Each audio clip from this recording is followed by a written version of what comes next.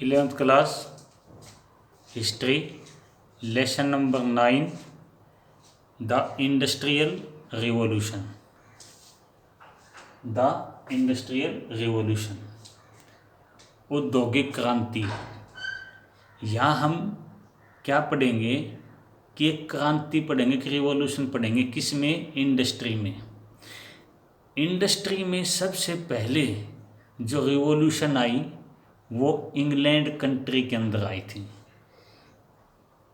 Revolution word का मतलब यहाँ क्या है? किसी भी चीज़ में एकदम से जो है ना बढ़ोतरी हो जाना। हम ब्रिटेन के अंदर 1780 से लेकर के 1850 के बीच में यहाँ पर की जो इकोनॉमी, यहाँ की जो इंडस्ट्री में ट्रांसफॉर्मेशन हुआ है उसको हम क्या बोलते हैं? The industrial revolution. ये इसके जो है ना इसके रिजल्ट जो है ना वो ब्रिटेन के ऊपर एक तरह से बड़े पॉजिटिव आए, क्योंकि 1850 तक कॉटन और आयरन इंडस्ट्री में पर एक तरह से इंग्लैंड का राज था। 1850 के बाद जर्मनी और अमेरिका की इंडस्ट्री इंग्लैंड से बहुत आगे निकल गई, क्योंकि इस टाइम इंडस्ट्री के अंदर केमिकल और इलेक्ट्रिसिटी का यूज़ हुआ, और केमिकल और इलेक्ट्रिसिटी का यूज़ सबसे ज़्यादा इंडस्ट्री में यूरोप का कंट्री जर्मनी और संयुक्त राज्य अमेरिका ने जो है ना सबसे ज़्यादा किया था। यहाँ पर हम क्या पढ़ेंगे कि इंडस्ट्री के आने से सोसाइटी में जो चेंज हुआ ना, जो चेंज हो बदलाव हुआ, उसका प्रभाव यहाँ की सोसाइटी पर भी पड़ा। इंडस्ट्री के आने से पहले केवल यूरोप ही नहीं, पूरे वर्ल्ड के अंदर हैंडीक्राफ्ट और हैंडलूम का जो प्रोडक्शन था वो स्प्रेड होता था। बट यहाँ पर इस टाइम इंडस्ट्री के अंदर मेनली कॉटन और आयरन के अंदर यहाँ पर अब जो है वो स्टीम पावर का भी यूज होने लग गया है। स्टीम पावर के यूज होने से यहाँ पर जो है ना शिप और रेलवेज में भी ये भी जो है बहुत फास्ट हो चुके हैं। यूरोप के अंदर कुछ इन्वेंटर्स और कुछ मर्चेंट ऐसे रहे हैं जो न तो वो वेल्दी थे, न ही वो पैसे से बहुत ज़्यादा अमीर थे, और न ही उनको साइंस जैसे सब्जेक्ट फिजिक्स और केमिस्ट्री की नॉलेज थी। बट फिर भी उन लोगों ने इंडस्ट्री में अपना बहुत ज़्यादा कंट्रीब्यूशन दिया। उनको हम आगे पढ़ेंगे। यहाँ इंडस्ट्री लगने से यूरोप के अंदर सबसे पहले, और यूरोप में भी इंग्लैंड, यहाँ इंडस्ट्री लगने से सोसाइटी के अंदर फिर क्लास दो पार्ट में बढ़ गई। एक वो क्लास बन गई जो बहुत ही रिच थे इंडस्ट्रियलिस्ट, और एक वो जो इंडस्ट्री में काम करने वाले वर्कर्स थे। यहाँ पर उन लोगों की कंडीशन बहुत ही मिजरेबल हो गई जो वहाँ पर वुमेन्स थी और उनके चिल्ड्रंस थे, और दूसरे लोग बहुत मज़े में अपनी लाइफ को लग्जरी जी रहे थे। यहाँ पर इनकी हालात कंडीशन को देख करके किसकी, वुमेन्स और चिल्ड्रंस की, और यहाँ पर फिर उनके अगेंस्ट, इंडस्ट्रियलिस्ट के अगेंस्ट जो है ना यहाँ पर प्रोटेस्ट मूवमेंट चले, और गवर्नमेंट ने फिर इनके अगेंस्ट जो है ना रूल एंड रेगुलेशन भी, इंडस्ट्री के अगेंस्ट रूल एंड रेगुलेशन भी बनाए। यहाँ पर हम क्या देखते हैं कि इंडस्ट्रियल रिवॉल्यूशन वर्ड सबसे पहले फ्रांस और जर्मनी के जो स्कॉलर हैं, हिस्टोरियन हैं, उन्होंने इसका नाम लिया है। बट सबसे पहले ये वर्ड इंग्लिश में अर्नल्ड टॉयनबी ने लिया है, जो इंग्लैंड के एक बहुत पॉपुलर इकोनॉमिस्ट भी थे।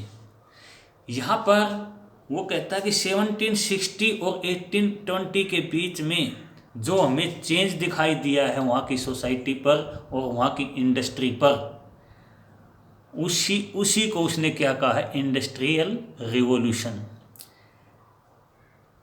यहाँ पर जब ये इंडस्ट्रियल रिवॉल्यूशन चल रहा था, उस टाइम इंग्लैंड के ऊपर जॉर्ज III का रूल था और यहाँ पर ऑक्सफोर्ड यूनिवर्सिटी के अंदर, ऑक्सफोर्ड यूनिवर्सिटी इंग्लैंड के अंदर है, ऑक्सफोर्ड यूनिवर्सिटी के अंदर टॉयनबी के लेक्चर्स बहुत दिए जाते थे। उनकी डेथ के बाद भी यहाँ पर उनकी जो बुक है वो पब्लिश हुई है, जिसका नाम था lectures on the industrial revolution in England.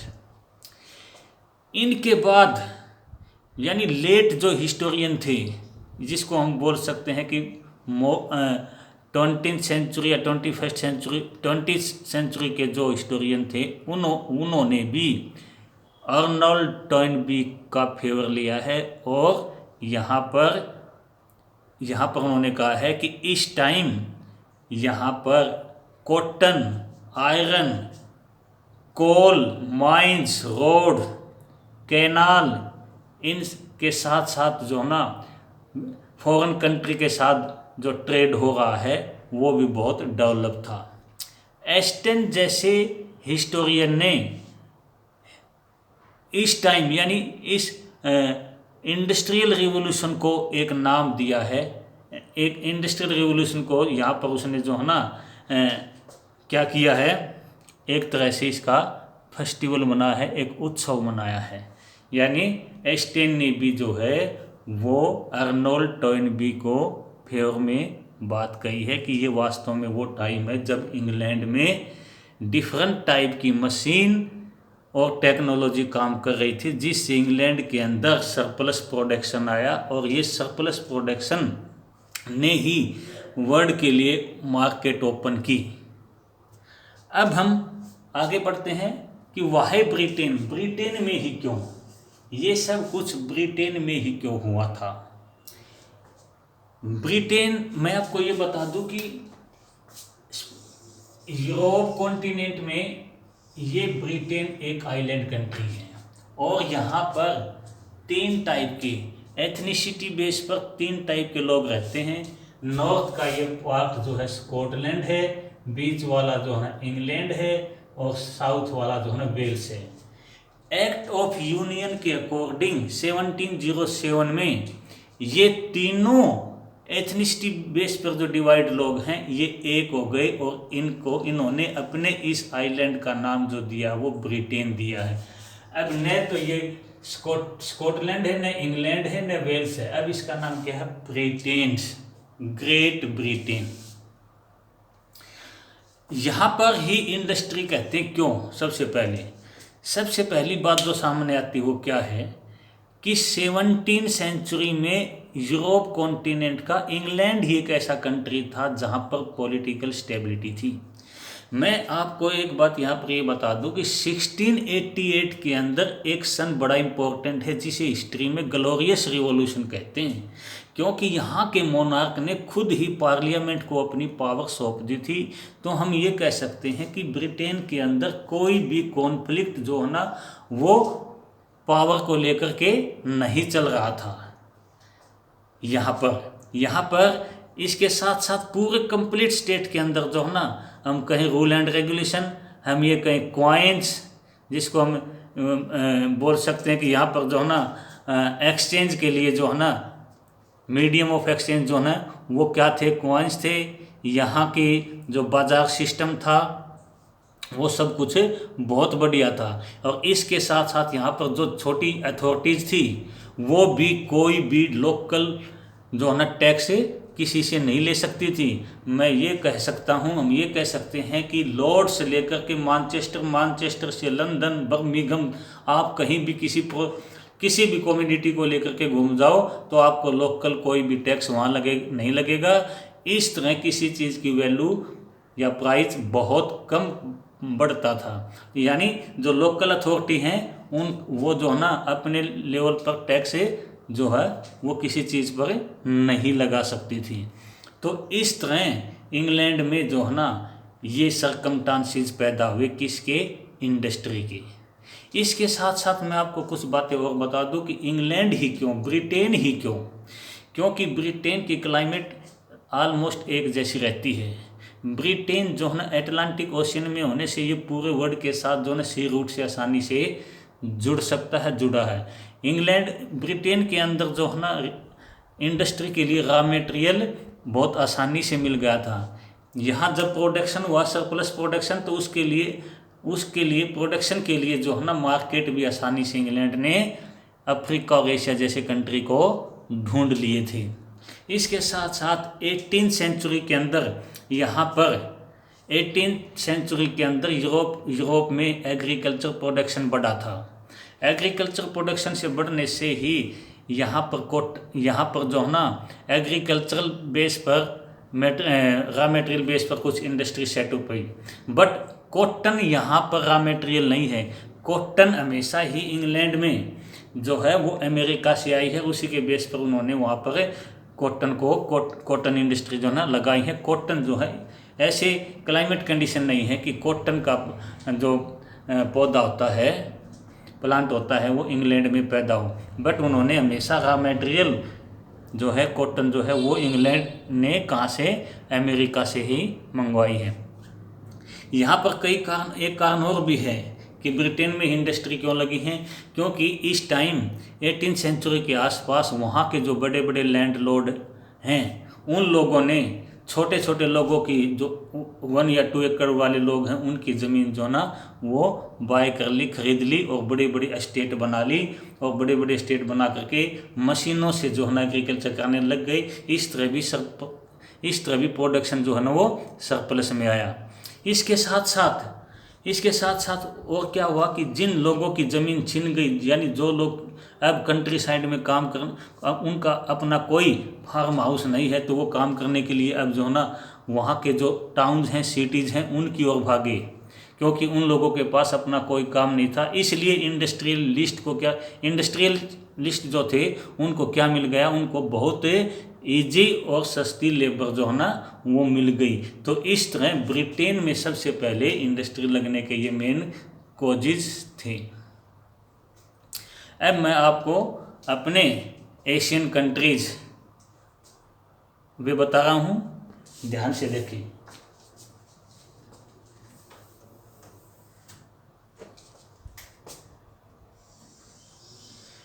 India, suppose करो ये इंडिया है। आज के अपने कंट्री कौन कौन से हैं? पाकिस्तान के बाद अफगानिस्तान के बाद ये है तुर्कमेनिस्तान। कौन सा है? तुर्कमेनिस्तान। फिर देखिए पाकिस्तान, अफगानिस्तान, तुर्कमेनिस्तान, उज्बेकिस्तान के भी ऊपर ये जो है ना एक बहुत बड़ा कंट्री जिसका नाम है कजाकिस्तान की साइड में एक छोटा सा कंट्री जो इसके ईस्ट में है किर्गिस्तान, और किर्गिस्तान के यहाँ पर एक कंट्री जिसका नाम है तजाकिस्तान।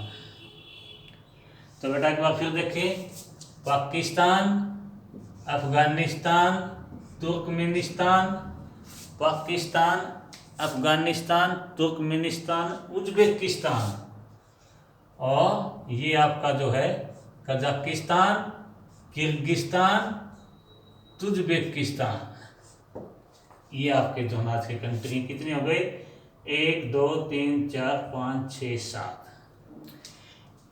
फिर से देखिए बेटा, अपनी एटलस में देखिए अच्छी तरह से, पाकिस्तान, अफगानिस्तान, तुर्कमेनिस्तान, ये वो ही तुर्क हैं जिसने 1453 में कस्तुनतुनिया इस्तांबुल को डिस्ट्रॉय किया था, जीता था, जिससे क्रिश्चियन लोग डर गए थे और अपनी पुरानी रोमन टेक्स्ट को उठा करके वेस्टर्न यूरोप में चले गए थे, जहाँ जा कर के उन बुक्स को जो है ना फिर यूरोपियन लोगों ने पढ़ा और पुरानी रोमन कल्चर से अपनी नॉलेज फिर से सीखी। ये वही तुर्कमेनिस्तान है, तुर्कमेनिस्तान। उसके बाद उज़्बेकिस्तान, कजाकिस्तान, किर्गिस्तान, तजाकिस्तान। ये जो है ना इंडिया के वेस्ट नॉर्थ के कंट्री हैं।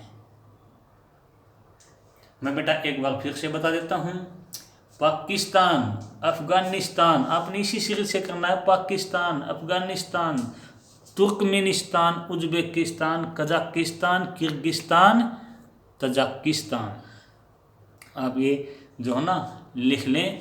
और अपना आज का जो टॉपिक है द इंडस्ट्रियल रिवॉल्यूशन, इसका इंट्रोडक्शन और इसका एक ही पॉइंट हमने किया, ब्रिटेन क्यों, यानी वाही ब्रिटेन में ही क्यों इंडस्ट्री लगी थी। एक बार फिर से सुने, पॉलिटिकल स्टेबिलिटी थी, वहाँ उनके अंडर में जो छोटी यूनिट थी, अथॉरिटीज़ थी, वो कोई भी टैक्स नहीं लगा सकती थी।